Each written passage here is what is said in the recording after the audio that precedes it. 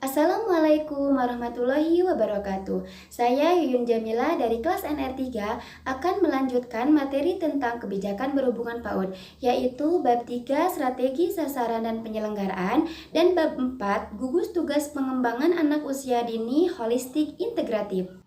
Bab 3 strategi sasaran dan penyelenggaraan. Bagian ke-1, strategi pasal 5.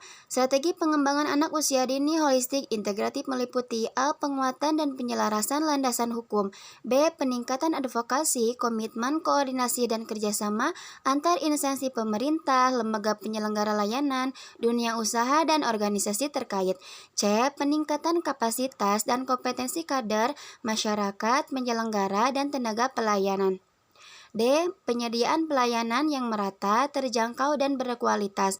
E. Internalisasi nilai-nilai agama dan budaya, pemberdayaan masyarakat melalui peningkatan pemahaman dan persiapan pranikah calon pengantin, orang tua, keluarga, dan pengasuh pengantin dalam melakukan pengasuhan anak secara optimal.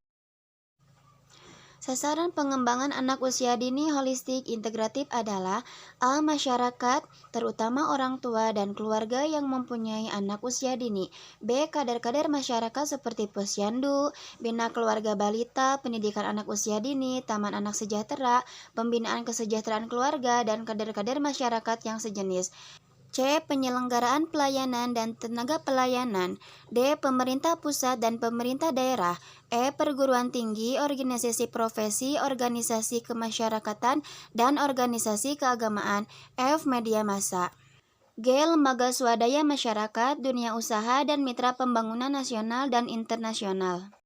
Bagian kedua, penyelenggaraan pasal 7. Penyelenggaraan pengembangan anak usia dini holistik integratif dilakukan oleh pemerintah pusat, pemerintah daerah, dan masyarakat.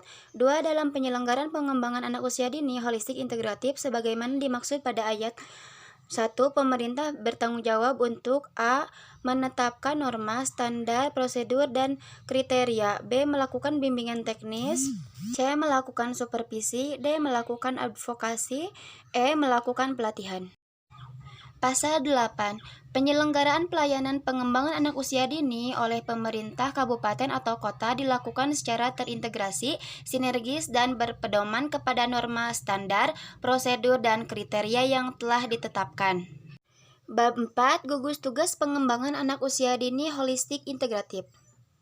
Bagian kesatuan pembentukan kedudukan dan tugas pasal 9. A. Dalam rangka pelaksanaan pengembangan anak usia dini holistik integratif, dibentuk gugus tugas pengembangan anak usia dini holistik integratif yang selanjutnya dalam peraturan presiden ini disebut gugus tugas. B. Gugus tugas berkedudukan di bawah dan bertanggung jawab kepada presiden. Pasal 10.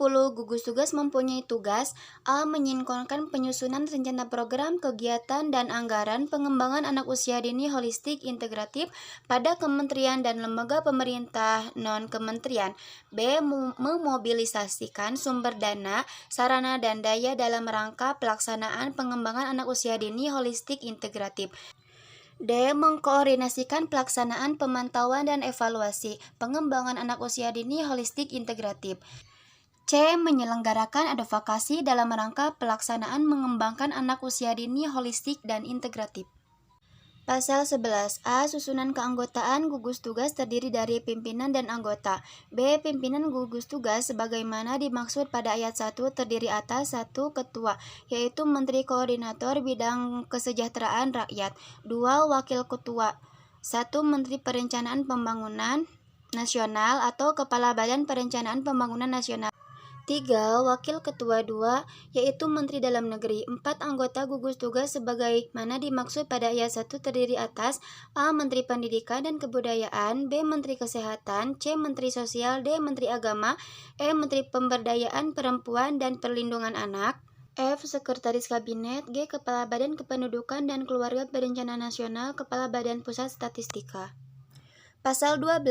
Anggota gugus tugas sebagaimana dimaksud pada ayat 1 terdiri atas A. Menteri Pendidikan dan Kebudayaan, B. Menteri Kesehatan, C. Menteri Sosial, D. Menteri Agama, E. Menteri Pemberdayaan Perempuan dan Perlindungan Anak, F. Sekretaris Kabinet, G. Kepala Badan Kependudukan dan Keluarga Berencana Nasional, H. Kepala Badan Pusat Statistik.